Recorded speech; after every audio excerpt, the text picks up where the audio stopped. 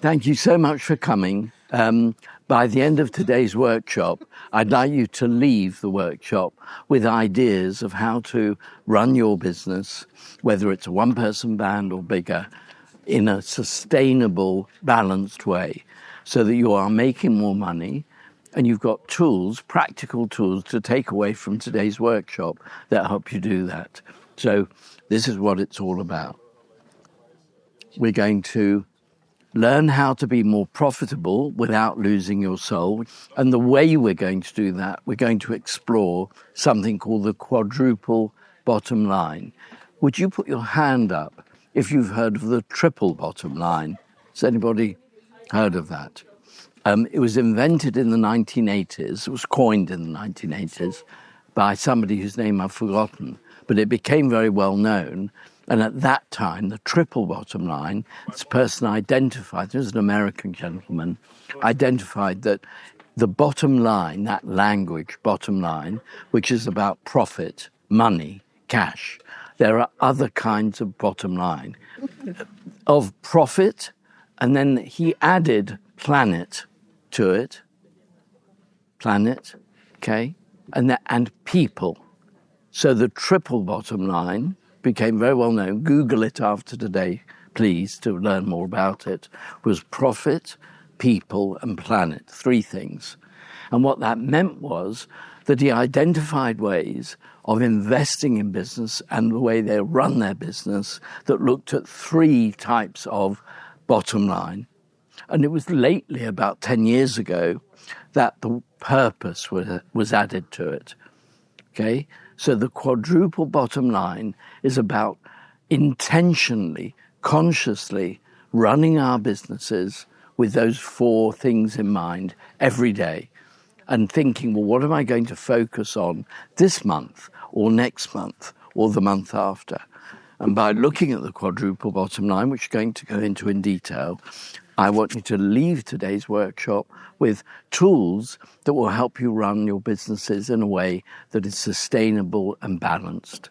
Is that okay? Is that what you came for, I hope? Good. Good. And there we go. It's going to empower you to run your business in a new, more balanced way. So what we're going to be covering, I'm going to give I know some of you I know, and we've met before at Summercamp, and you know my background. But for those of you that don't, I'll give you a few minutes on my background, and then I'm going to explain it in more detail. We're going to explore each aspect of it. We're going to do that by breaking up into pairs and then discussing attitudes and beliefs towards each of those things. And I'm going to give you tips on how to do that.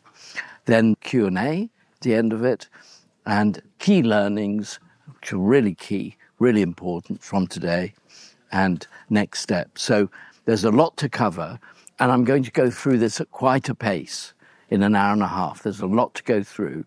So I rely on you, please, to take responsibility, to say, Alan, hold on, I didn't get that. Please go over that again. Is that a deal? Is that fair? You have to pause you during or after? During. Interrupt during. Any time at all. Thank you for asking. So my background, that's me trying to be a rock star and taking it very seriously. We were a band for many years. We became well known in and around London, but we couldn't get a record deal. So in those days, there was no such thing as self-publishing as there is now. If you didn't get a record deal, you couldn't go any further. But I still love music, but that led into my first business, and that's where it was. That is near Waterloo Station in London, and those are real live train tracks. And in the days that the business was there, instead of that glass front, it was a wooden front. It's and we called it the Tunnel Rehearsal Studio. And it was a rehearsal studio for well-known bands who used to come there. Before my time, there was Free and Jimi Hendrix rehearsed there, really big bands. And that we also then, when I came and took over, we had a recording studio in there as well. But, can you guess? Trains came over every 4.5 minutes. So the songs couldn't be any longer than 4.5 minutes. right? And then you were okay. Then we could do recordings. And what that led to was an idea for renting sound equipment to the bands that came to rehearse there, which the person who'd founded it hadn't thought of. And I then became a live sound engineer, particularly with the Jam. I don't know if anybody's heard of the Jam. And I went around the world working with them for several years. And then eventually that business was sold. So we worked with Iron Maiden, who else? Ella Fitzgerald, Frank Sinatra, a whole range of really good bands. And it was a successful business and got up to, in today's money, to several £100,000 turnover. And then I sold the business when I was 26, my first company sale, to the Jam. They had so much cash. Paul Weller, the guy who wrote all the songs, had over £1 million cash in the bank in 1980 from publishing. And his father, John, said to me one day, we've got all this money, our accountant has said we're going to have to pay it all in tax, we need to spend it on something. So I'd like to make you an offer for the business. And they bought it lock, stock and barrel. And then with that money, and there I am touring in Japan that's the lighting engineer. I hated him because he'd put his bloody lights up on stage where I want to put the sound. So we'd have a fight every day between the sound and the lights. And then I changed into manufacturing professional audio equipment. And the money I made from selling the first business, I went into making these things. And to give you an idea, they're about sort of that big, that big, that big. And they're used by lots of big bands and worldwide. And over a 10-year period, I built a business called Turbo Sound, which is still going today, proud to say. And worldwide, we won 2 Queen's Award for Export, Queen's Award for Innovation, opened offices in New York and Japan, and 85% of our sales were export. So this brilliant British-made stuff near here in Sussex, made in Sussex, exported all over the world. Very proud of it. And to give you an idea, that's the Monsters of Rock Festival, and those are TMS3s. So in other words, these things here, that big, that big, that big, and here they are, a whole wall of them. And that's how many we manufactured and sold to rental companies. And there were really big bands that were the Monsters of Rock and Nebworth. This is going back many years. And the thing that I'm proudest of with that... So can I just say I grew up in Loughborough and I could hear those in Castle Donington. Yes. To me, in my bed. Good. Because this was before they had rules and regulations of the council guys coming out with a sound meter and saying, no, no, no, no, no. So we're in the Guinness Book of Records for that sound system. Good. Was it a good sound? Rumbling? Good. Amazing. Wow, okay, we were there together. The thing I'm proudest of is my connection with Pink Floyd. And you can see there the incredible reviews that we got. And we worked with Pink Floyd for many years with their worldwide tours, all during the 90s. And then eventually I sold that business. And just to give you an image of how freaking driven I was, and this is before I learned about the quadruple bottom line. And honestly, all I was interested in was profit, really. It was all very ego-driven and fear-driven, bugger everybody else. We will beat you. For there to be a winner, there needs to be a loser. And that was my attitude. When I discovered that the TMS3, that box I showed you before, which was a patented principle, we had worldwide patents, were being copied by these buggers in Canada. I set my lawyers on them and got them to stop doing it. And because I wanted to prove a point, you don't mess with me, I got this public sawing in a car park of the TMS3s. It made, in our industry, worldwide headlines in our industry magazines, and nobody copied TMS3s ever again after that. That's how determined I was in those days. Then sold that business. Behind the scenes, there was some difficult partnership relationships, and I call it partneritis, and it's something I mediate on and help with these days with clients. And then I went into a different business, measuring, advising and training customer service in hotels, restaurants and pubs. And this is one example. I can't show you anything exciting from those days in terms of the work we did, but the Savoy was a client, and I built that up over 8 years, then sold that business in a trade sale. And now, for the last 20 years, I'm doing what I'm doing now. Business coaching, consulting, worked with over 1,000 clients in that period. I love what I do every day, work with the most amazing entrepreneurs like people at Happy Startup and others and so on. I tend to work generally with bigger businesses, but I've got some ideas coming, which I'll tell you about later, for helping micro businesses. So that's my background. Right, let's get into it. What is the quadruple bottom line? And please, please, please take notes. I know some of you are coaches and will know this, but we take on information best when we're hearing and writing. So please get the fingers moving. What is the quadruple bottom line? Profit. What do I mean by profit? The difference between money coming into a business and money going out. It can be a loss. I have one client burning through £100,000 a month because they're a SaaS, software as a service business. They've raised loads of money and now they're burning through that money in a controlled way. Amazon did the same for over 10 years, burning through money. But generally, for the likes of all of us, we need to be profitable. £1 coming in, more than £1 going out every day. And that's all I mean by profit, nothing complicated about that. People, treating our people. Now, this is my mantra. My mantra is love business, bringing love, care for our people. And I don't just mean the people working for us, our contractors, subcontractors, our clients, customers, looking after the people around us. And even with a micro business or a bigger business, it's a choice to do that. Culture, DNA, values, all of that go into people. The planet, doing everything we can to be carbon neutral or as close to it as possible. Again, it's about that intention that I'm talking about, our consciousness around what are we doing with our business that at least doesn't hurt the planet, ideally helps it. Carbon neutral or even carbon positive. Choices every day. Are we doing our recycling properly in our home, in our office? What are we doing? How are we traveling? How much are we flying?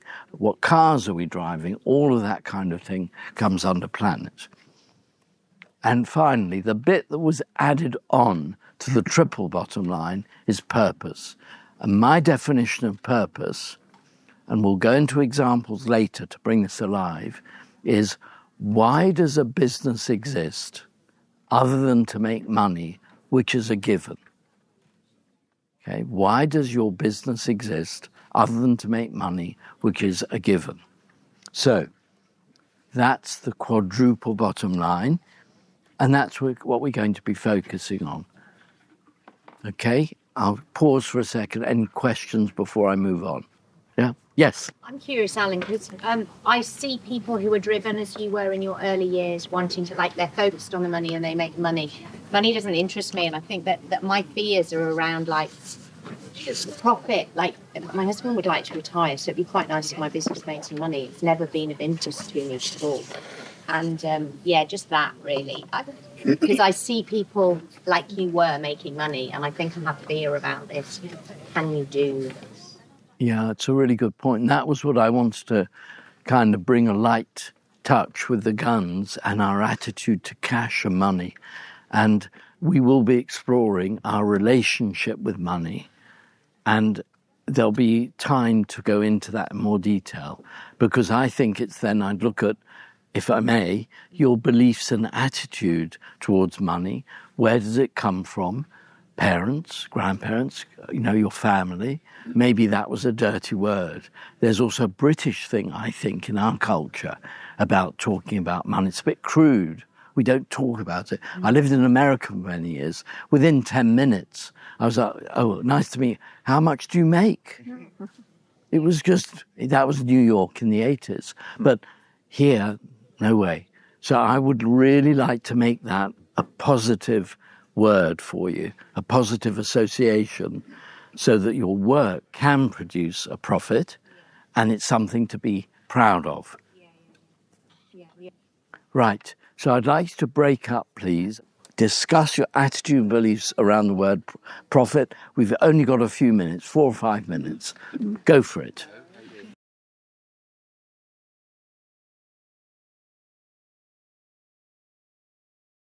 Was that helpful? Can I just ask for a couple of comments from any of you of anything that came up to share? Please, shout. Yeah. I'm in an industry of teaching and therapy. Yep. And I have parts that are really embarrassed to be seen for me making significant profit. Oh, interesting. Yeah. Thank you. Yeah.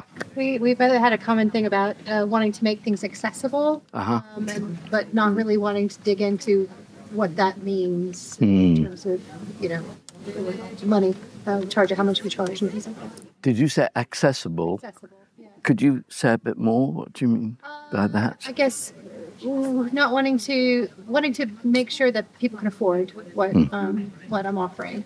Yeah. Okay. So maybe different price levels, and also a big, belief I have that might help you is that setting price is strategic, but what you charge is tactical. So if the value of something, Rolls-Royce, it's $250,000, but there's some special offer, or you win a prize, and it's only, using 100K, we still will feel the value of that Rolls-Royce 250 and think, wow, what a bargain. And the same with a laptop, that might be £1,000 or whatever, but if it's on offer, so the pricing you could think about is setting the value, and accessibility can be bursaries, setting price, charging for certain people. That might be a way through that. Did you say the first two? You said pricing, and what's the other? Yeah, charging. Pricing is strategic. And charging is tactical. I have a blog on my website about it with more detail. Thank you. That's a really good point. Yes, please. We have I noticed that profit can be quite subjective. So my partner's experiences was that he had actually scaled down a business, and that made it more profitable. So just repositioned the chase for profit. And then I'm VC backed, so I've got a for-profit purpose VC. They're social impact VC. Great. So we're burning, and I want to reduce the amount of burn that's going on. So I got more investment yesterday. It came through, which is wonderful. Yeah. Well done. Brilliant. But I can make that last like 10 months. It's your runway. Yeah, so now I've got to reach profit. I feel a lot quicker, so I can hit the next round as well. Are you here both days? Yes. Well, let's have a sidebar on that as a bigger subject. Yeah. And I can't time, but I have some ideas. One more, then I've got to move on. Yes. One of the things that wasn't said directly for us, but I think that came up, was the difference between profit and what we pay ourselves. Especially when we're a one-person or a two-person business, when it's very small. So we pay ourselves a salary or dividends or however we choose to pay ourselves. That's different to profit. Profit for the business is, our income is an expense for the business. And I think just the conversations around, profit, beyond what we pay ourselves, what is profit for the business? Sure. Okay, great. Watch this next tip. Next slide. Yeah. Okay, so I'm giving you quick tips on profit. I'm going to deal with your point. Now, I get it. I really get it. And there have been 2 examples here where it may be hard to do.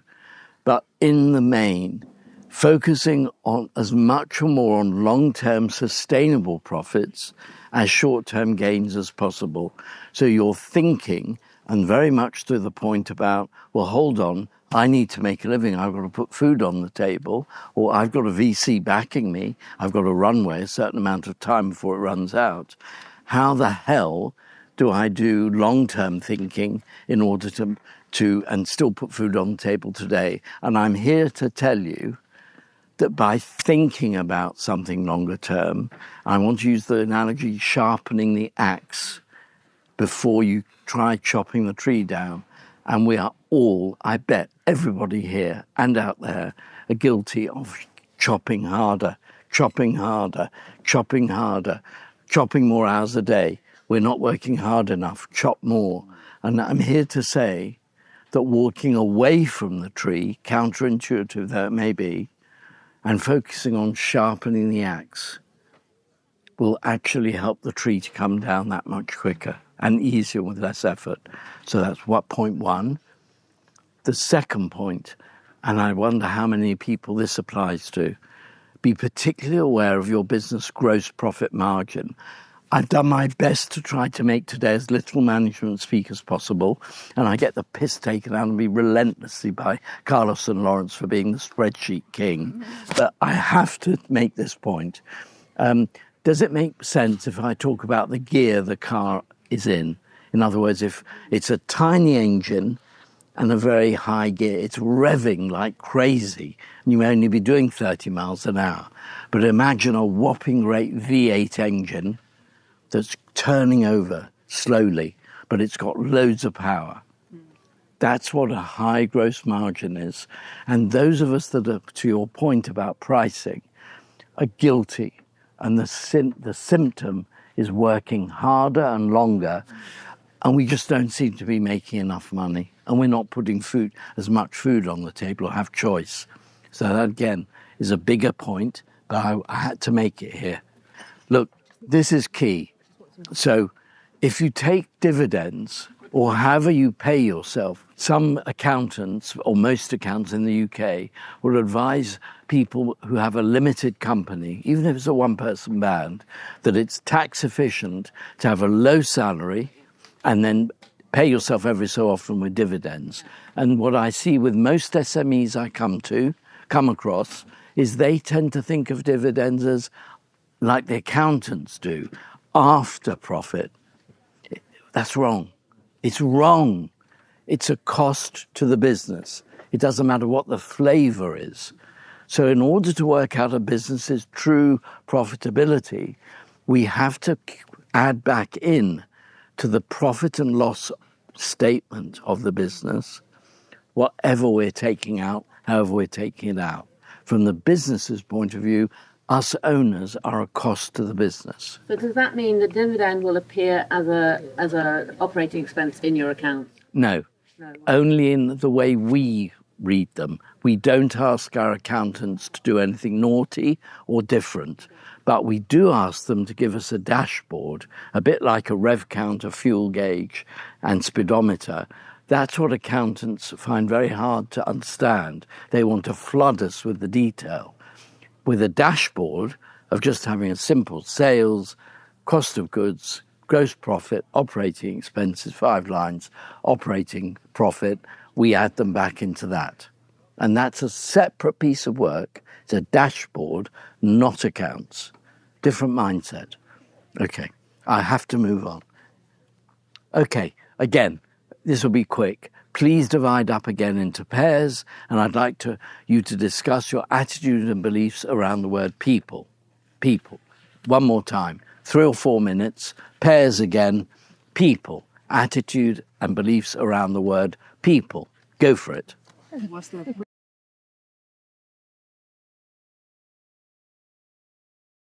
Well, Thanks. So I know these are short conversations, but a lot to get through. Again, any comments, thoughts? What do you pick up? What do you learn?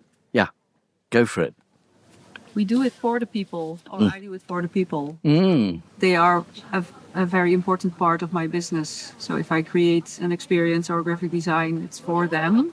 Yet I also would love them to be a part of it. So not only come to consume, but also be bringing something. So here as the Happy Startup Summercamp is a great example of how people can contribute to something that they've already paid money for, but they're bringing more.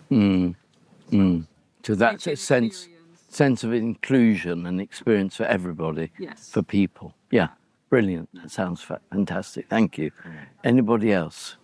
I was quite shocked to discover that my attitude to people is totally different from my clients and the people who support me.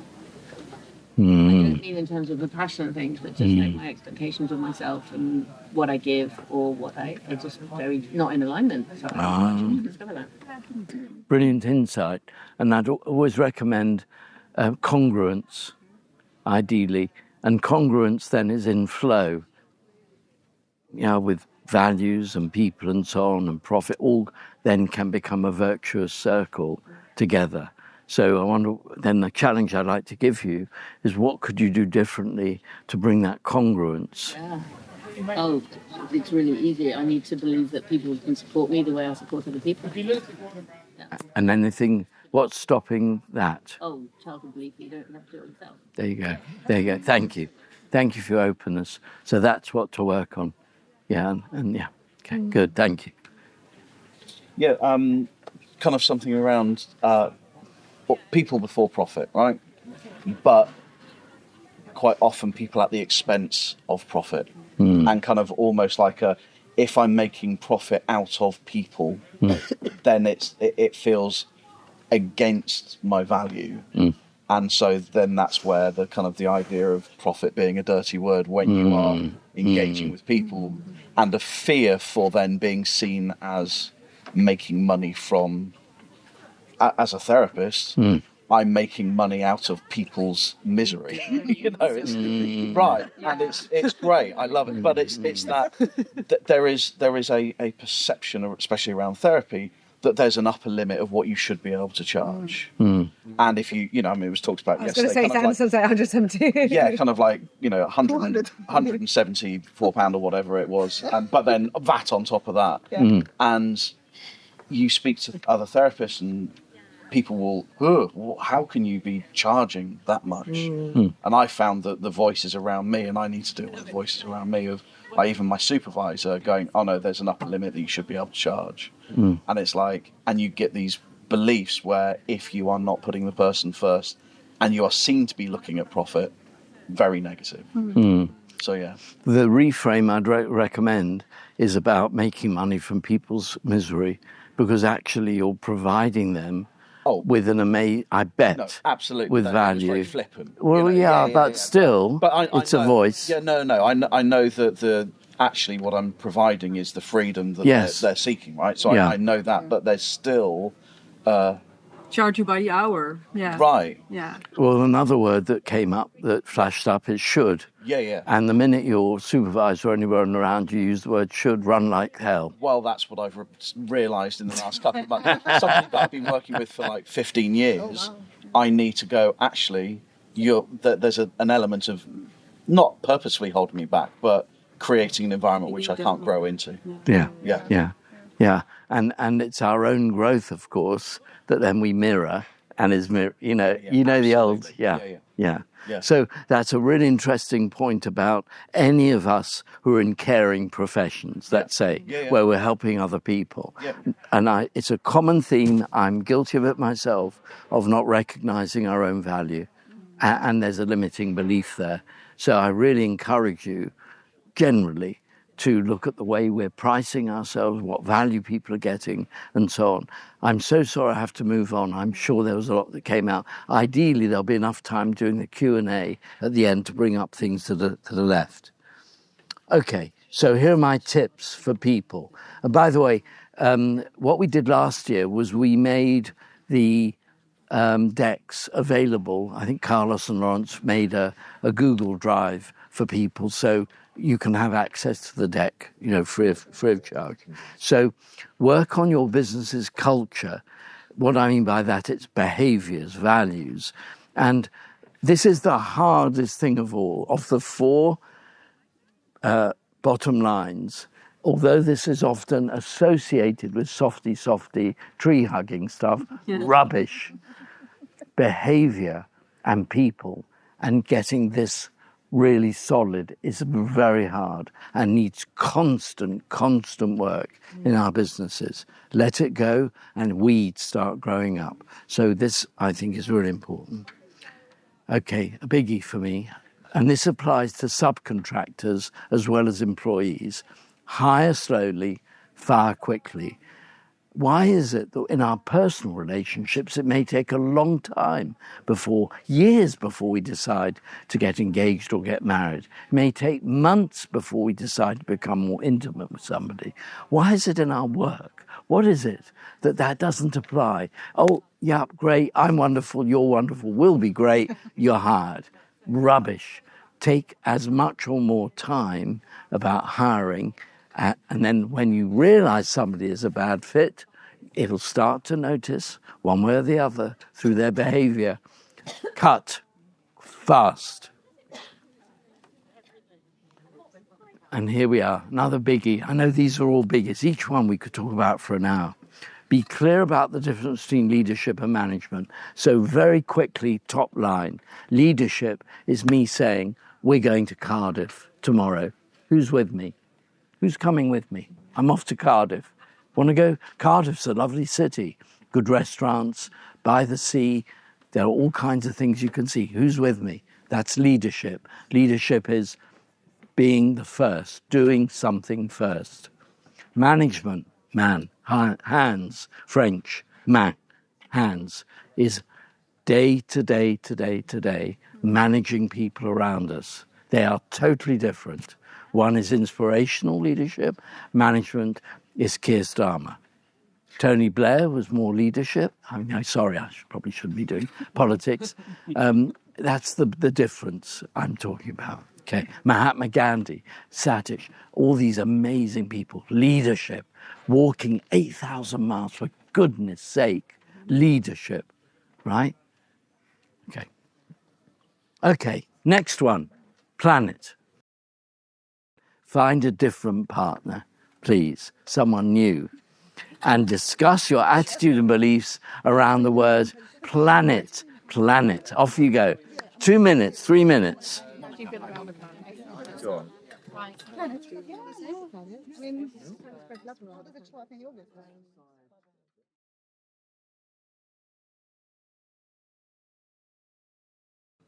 Same question as usual. What came up for you? I had a thought about the planet, and it's connected to people, because I don't think we're short on solutions to solve problems necessarily. I think it's more of a consciousness thing. When people are in survival and scarcity mode, they're like hyper vigilant or whatever. They're not concerned about whether their recycling is going in the right pot or not, because they just need to survive. And I've heard that argument that to raise people out of poverty so they have the luxury to actually care about something beyond the day-to-day, the planet thing, seems kind of convincing to me. And bring the consciousness of the people together and make sure they feel relaxed and okay and well, and then they have the broader peripheral vision of part of the planet. So I think it's like a consciousness thing for me. And is that something that you've experienced around you, that's kind of... Well, I'd say, because my parents are quite environmentally inclined and kind of against the profit thing. But it's much... I think if you can't connect with people first and help them to feel okay, you're not going to have any real influence with them in order to make them aware of broader issues. And a lot of it comes from a kind of a judgmental, we need to force and change these people, rather than what if we try to understand why they feel so afraid. Whether there's still like rich people who might still be operating in a very scarce mode, even though that's kind of been done, they've got enough money to survive at least. So it seems like the planet and the people are very much they converge, I think. Attitudes, beliefs, treating people, and then the awareness around the importance of the climate emergency and so on. Great. Thanks, Tom. Thank you. Anyone else? Any other thoughts?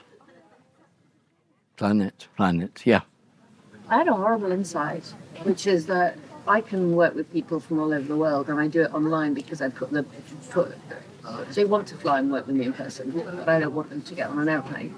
And I much prefer working in person. So I realise that I'm putting the planet before my own health, my own happiness. Interesting. Got a big health issue. Yeah. That doesn't feel right. Yeah. Great. Another great insight. Yeah. Thank you. Yeah. Anybody else? Did you guys? Yes. There's a bit of cynicism that sneaks into me. Okay. Because there's a lot of, I see the people that a lot of the people that I know that really care about the planet are doing a lot of micro actions. And the impact that's being had is, if I'm honest, pretty small. They care so much, there's a lot of like environmental angst and anxiety and all this sort of stuff, but the impact is pretty small. The companies or the organizations that can have a huge impact and that are doing work, having seen a little bit behind the curtain, a lot of the stuff that's been done there's a lot of greenwashing that's going on. Like you've got sort of ESG and the carbon markets and a lot of the carbon credits that are being sold are often not even really verified. It's just been turned into an economic market to make more profit and more money. Yep. Yet those are the organizations that can have the biggest impact. So it's, but for me there's a bit of cynicism that sneaks in. How about for yourself and what you can do? What's your feelings about that? Things like recycling. Yeah. There's stories around how like a lot of plastic and stuff has been shipped over to China. And in the early days, it was all cleaned and they take pretty much everything. And then the further along you get, well, the standards have gotten higher. And if it's not clean enough, they just dump it. And where do they dump it? In the ocean. And dumping plastic in the ocean is far worse than just putting it into landfill. Yeah. So like it even gets me questioning, well, is recycling better than just putting this stuff in landfill? Because like it's just a very complex thing. Like I think the very best of intention can be there, but if the system isn't working, then is that actually the right action that should be taken? Yeah. So intention is different to the actual outcome. The practicality of it. Yeah, good. Then my encouragement for all of us is to do what we can. Any one of us isn't going to change the planet or make a massive change. We're not running, Patagonia or whatever, as far as I know, unless everybody is here, or the big companies, the Nikes and all the, Amanis or whatever. All I believe we can do is what I can do. That's it, daily. And just be aware of it. And to your point about what happens to it, I couldn't agree more. And I live in Sussex, about an hour north of here, and they closed one of the recycling places in Forest Row, and now we have to go a long way to get to it. But we make the effort. Then I think, wait a minute, I'm driving the bloody place. But, otherwise I just don't know what else, unless anybody's got any better ideas, other than we try our best. Yeah. That's it. But then, you look into where the recycling's going. I know, yeah. I've spoken to people that are working in these waste units, disposal, and all that. Yeah. A lot of the stuff actually just gets touched, doesn't get recycled. So we put all this extra effort in, and it ends up just in landfill anyway, or it's shipped off to China to be turned into polyester clothes. That might even be dumped in the ocean, which is far worse than putting it into landfill. So anyway, there's, it's like... sense of cynicism. There is a bit of cynicism there. Yeah. Like, how do we actually change the system to get the outcome that we want and that we desire? And cynicism into activism, that's what you do. Because there's a great fear in what you say. Yeah, words, stole the words from my mouth. Thank you. Any others? Last one before I move on. I had an example that came up recently of a client that required a report to be printed on recycled paper. Oh, yeah. Yep. And even though I find myself, I want to be the kind of activist, and I was quite put out because it was a huge pain in the ass. And I was I kind of thought, actually, here I am, like somebody who kind of talks the talk, right? Yeah. Recycle, and we got to do this, we got to do that, we got to apply less. And then when I had an opportunity, all I could think of was like, oh, they're just trying to greenwash, and this is a huge pain in my butt. But actually, like I even though I was kind of quite cynical of the reason why they wanted to do it, I thought, well, you know what? Actually, even if it is some greenwashing, it's a step in the direction of. Yeah, but anyway, it is action. They were taking action. They were requiring that. You know, if they were going to go to the trouble of having it printed, they wanted to at least do what they could. You know, and so The least worst thing. the least worst thing. And so I was like, okay, if I kind of reframed it a little bit in my mind, like, okay, I'm gonna like actually embrace that this is difficult, but I can use this for other things that I do, you know, to try to make those things a little bit better in terms of printing and paper, for example. Obviously, it doesn't take away from major polluters that could have another impact, but it's, you know, it was like something that so I thought it was interesting. It just happened last week. Yeah, very, very. And those practical examples that come in, week out, day in, day out in our lives, our businesses. This is not easy, this one. I know it's a biggie, this one. I absolutely take your point on. Thank you. Plenty of time for Q&A, where once we wrap up and I go through all four of them, we'll look at how to bring them all together and then discuss them. But I do want to get through the last one and then we'll open things up. Okay, so let's look at some tips. And it's a simple one. And it is activism. That's all it is, to your point. It's whatever we can do. That's all. Look at every aspect of our business operations to see where you can reduce its carbon footprint. And like all of the four bottom lines, they're all like gardens that need to be tended. They all need watering, mowing, looking after. They can't be left. That's my message for today, week in, week out. I guess you can bet what's coming next. So we're going to look at the word purpose. Remember my definition of the word purpose. Why does your business exist other than to make money? That's my definition. Please discuss. 4 minutes. Thank you.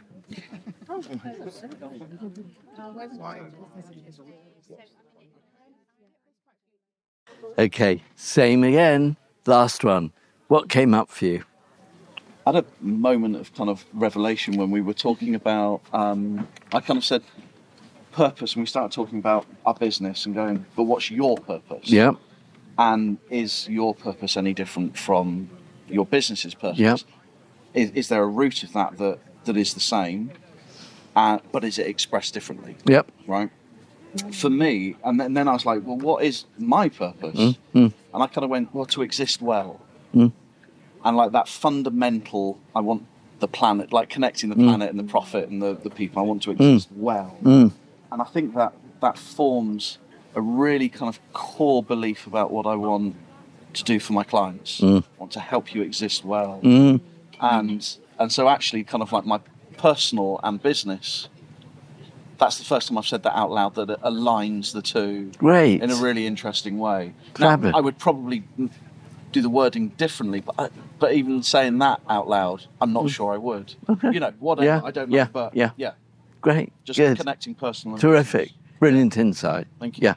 And I'm going to come on some examples of how to form a sentence, a simple way of doing it that may help you. You may stick with what you've got, but it's something you may want to play with. Great. Thank you.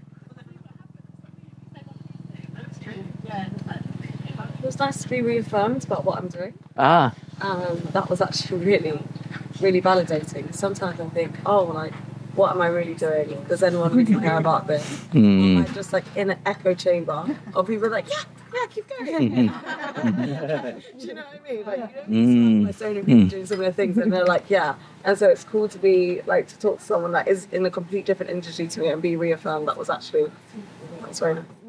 Fabulous. Delighted to hear it. Thank you. Fab. One more. Yes. I saw you put your hand up. I was kind of thinking about, I feel like my purpose, I've got two different things that I do, and I feel like my purpose the purpose of my business is becoming more clear. But I feel like we have a cultural tradition, a lot of us, I think, of having sacrifice being a kind of a noble thing. Sacrifice thing, you know, and I think somebody else was talking about this a moment ago. But just how you end up kind of having this grand purpose, which then requires sacrifice, which then means that you don't charge as much money for what you do. You're not thinking about profit. You're not actually. So anyway, so I haven't solved that. So I'm hoping we're gonna. Yes, I'll speak to that. And it's the point I want to make is it's about intention and choice. And there may be a purpose for the business that means that it affects pricing or charging and all those commercial stuff. And then it's a choice. But at least it's intentional. That's what I want to bring to the party, about being aware of it and then how intentional are we. So I'm going to move on to some tips and to a point that's already been made. So this is what I strongly encourage, that you do create a purpose statement, but it's for the business. Now, if the business is me and we're a one-person business, the two are usually the same. They're usually the same in my experience. I'm going to give you some examples. So here are some famous ones.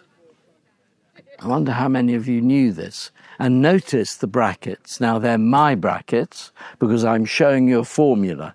And I believe a formula is easy to repeat, and I want you to encourage you to bring it to your business. Google's purpose. Why does it exist? It seems obvious, doesn't it? To organize the world's information and make it universally accessible and useful. It's not rocket science. This is meant to be simple and to the point, and what we would expect.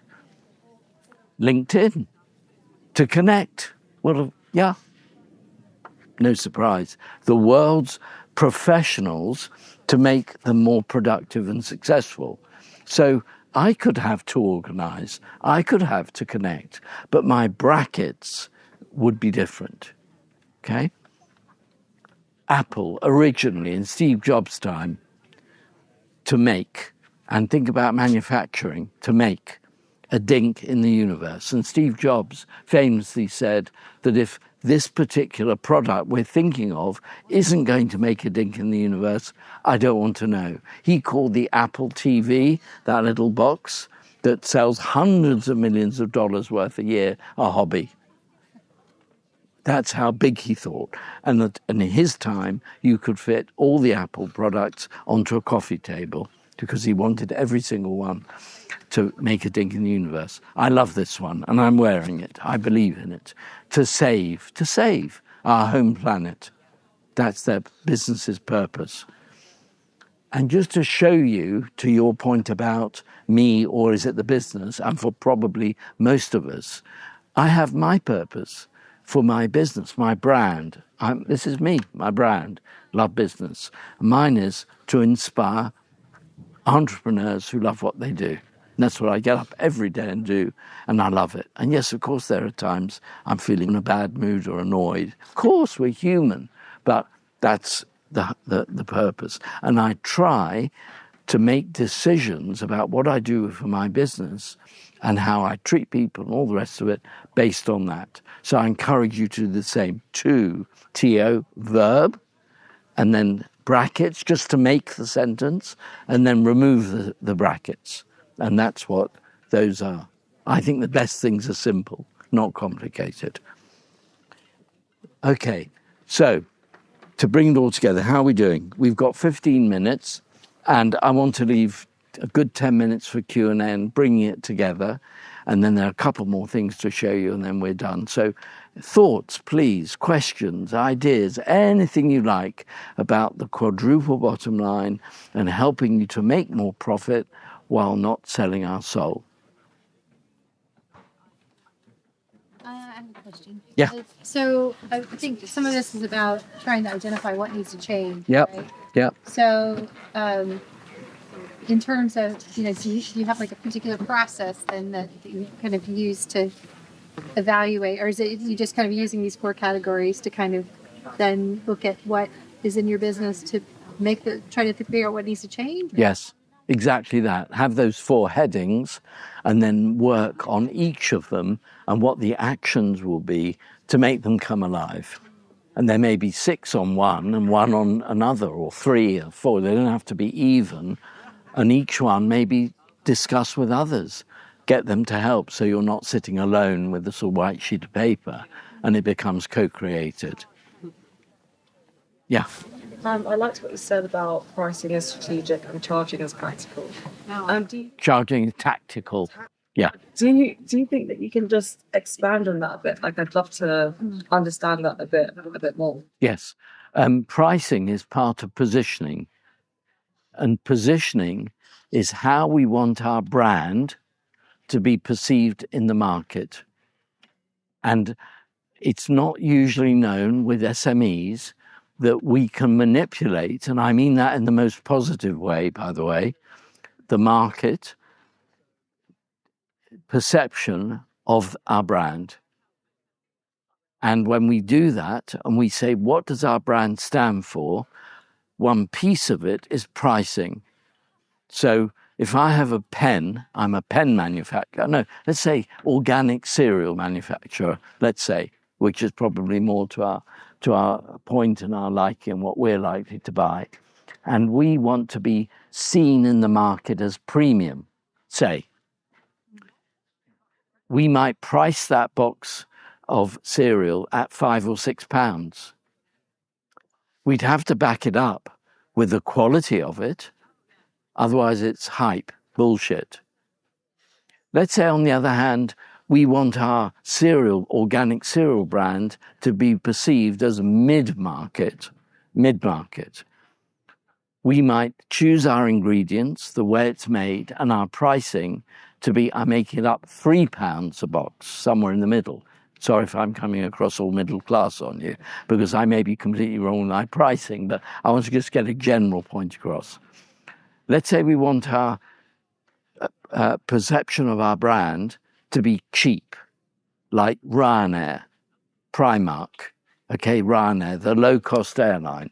They're positioning their brand to be low cost. Our cereal might be 99p, and the ingredients we choose for it are therefore we make a margin.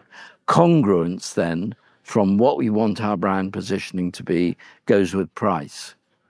And I have a blog on my website with more detail.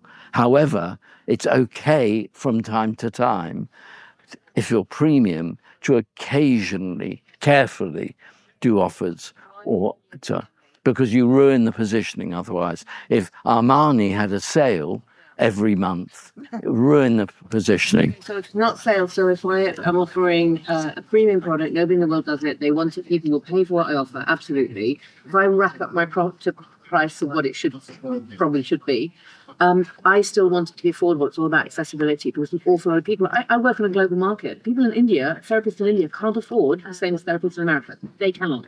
They need the same product.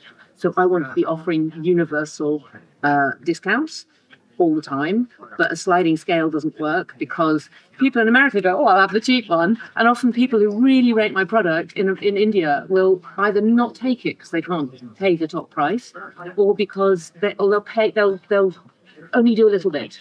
So I need to find a way to. There is a way. Again, are you here for tomorrow as well? Yeah, side conversation, but my quick headline is there has to be different levels of the product. You have to create like a high, medium, and low. And I know it may be difficult, but that's the only way. Otherwise, you'll wreck, with America, you'll wreck the premium pricing, the people who can afford it. So your Indians who aren't paying so make much it look money, cheaper. but they don't. Yeah, just put it in a different packet, Yeah. Or is the other way of doing it? What the ingredients are. Yes. Packaging. Yes. Yeah.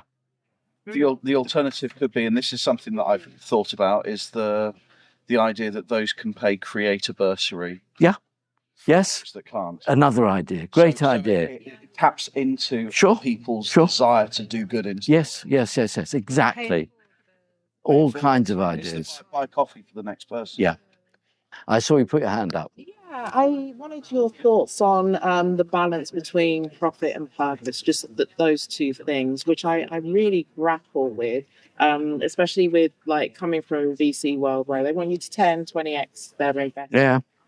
That sometimes, majority of the times, is driven by commercial focus. Yeah. And now bringing in the SDG goals and everything else, where do you balance it so you're not a charity or a CIC, but you can still have impact, still make profit?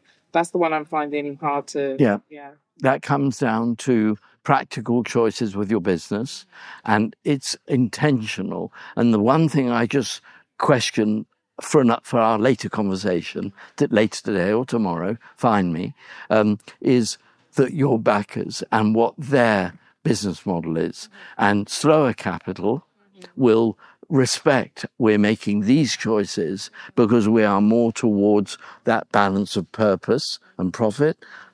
I hate to say this, but the wrong kind of VC, meaning wrong for what sounds like your business, we're going, just show me the money.